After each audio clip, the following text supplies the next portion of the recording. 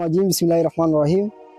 Ndugu zangu katika imani, bado tunaendelea, tupo katika mwezi mtukufu wa Ramadhani, tunaendelea kutimiza ibada. Maana mwezi mtukufu wa Ramadhani ni mojawapo wa ibada, ni mojawapo nguzo katika imani ya Kiislamu.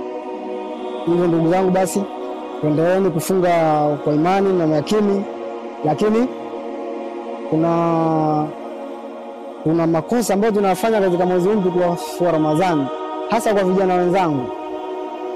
Vijana wenzangu, tunajua kama Ramadhani tukishafunga basi ndio tumefunga, tumemaliza, tunafanya na mambo yetu mengine.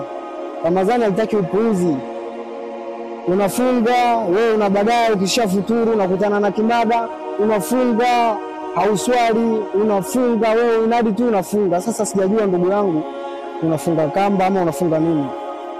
Hiyo funga yako itakuja kukuadhibu siku ya Kiyama, itakuja kukuadhibu. Hivyo basi tujitahidi vijana wenzangu, vijana ndio tuna changamoto kubwa sana.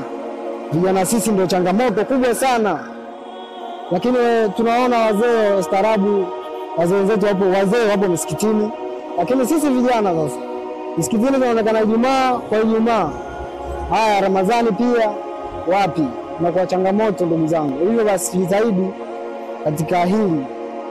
Inshallah sina zaidi. Nawatakia Ramadhani karimu, tuendelee kufunga kwa nia na yakini, tupate msamaha kutoka kwa Mola wetu. Nawatakia Ramadhani karimu inshallah.